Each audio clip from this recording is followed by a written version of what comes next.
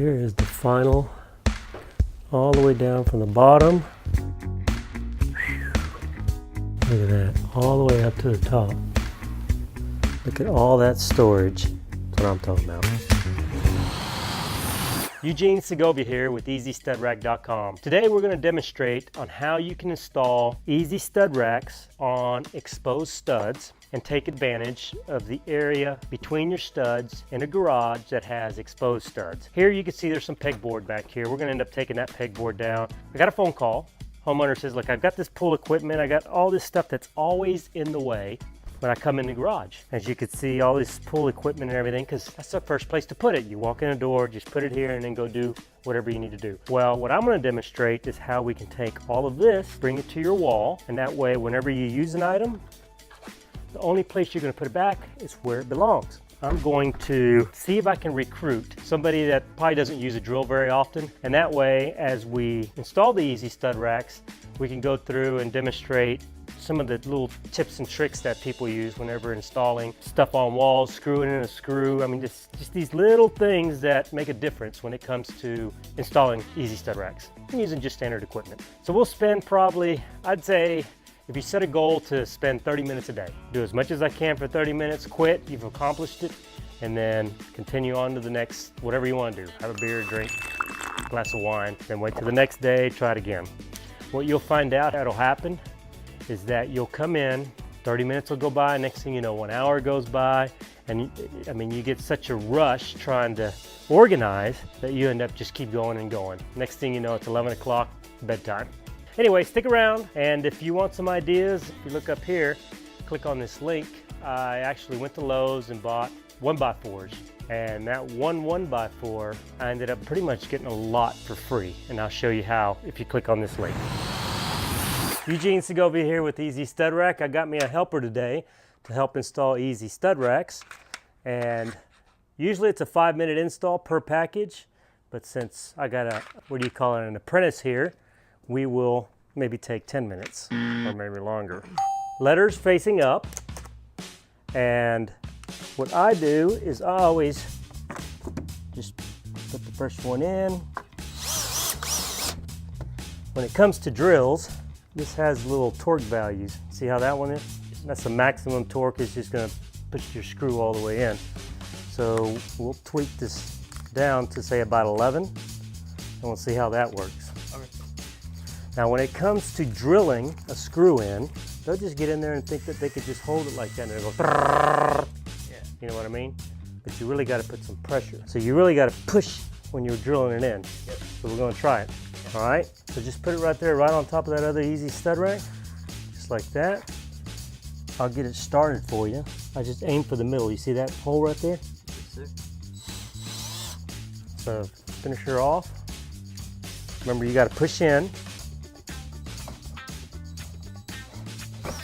Okay, here. So that's tight enough. So it tells me our torque value's a little too high. You see that? All right, we're going to skip 2 holes and then go to the next one. 2. Yep. Helps if you don't drop the screw. I do that all the time. There you go. Aim for the middle of the hole. Hold that. Yep.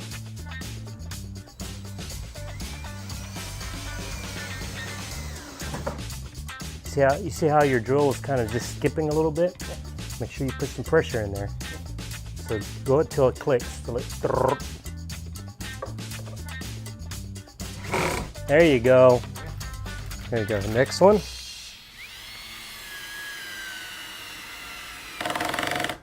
There you go.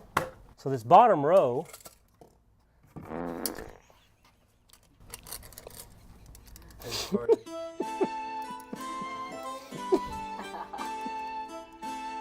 While I'm down here trying to breathe.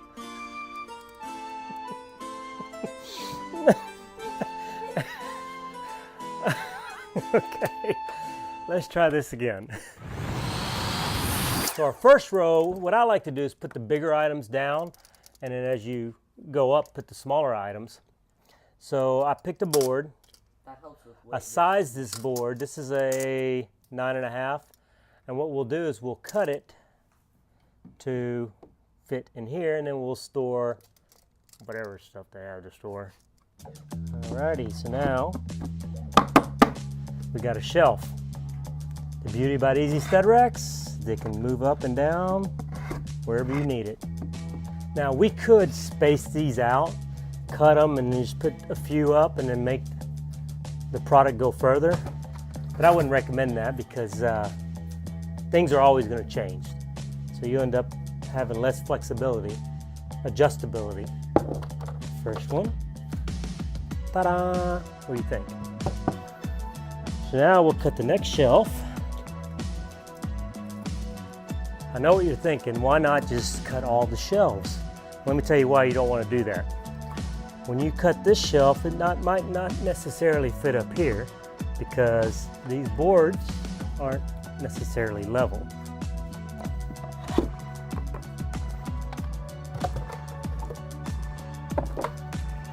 Yeah, the faster we do it, the faster we'll be done. Let me measure this real quick. What do you think you want to store above here? Some more of these little ones? Like what I would do on this one. This is the same thing, right? So we'll put a shelf right here.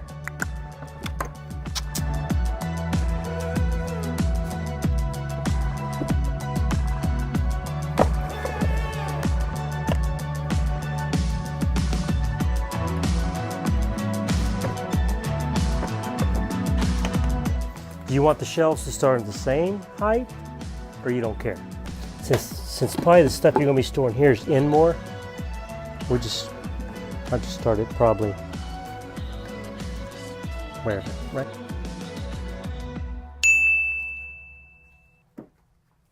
I was just looking at myself, admiring my beauty.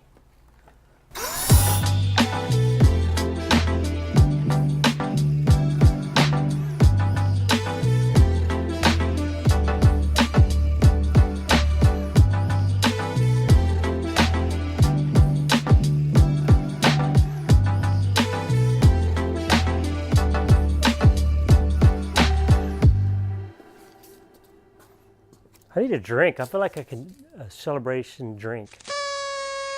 I want a gin and tonic. Okay, how many? 10. 2 shots. Of gin. And then 2 shots, lemon juice, lime juice.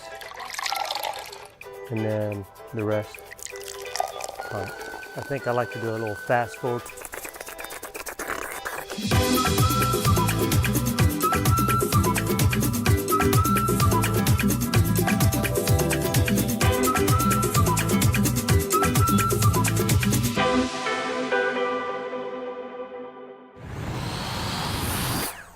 Look at all that storage.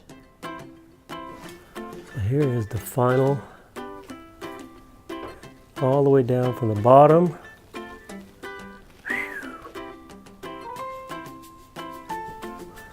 Around here. Look at that, all the way up to the top. 1 row deep storage, you can see everything. Let's see, let's count these EZStudRacks.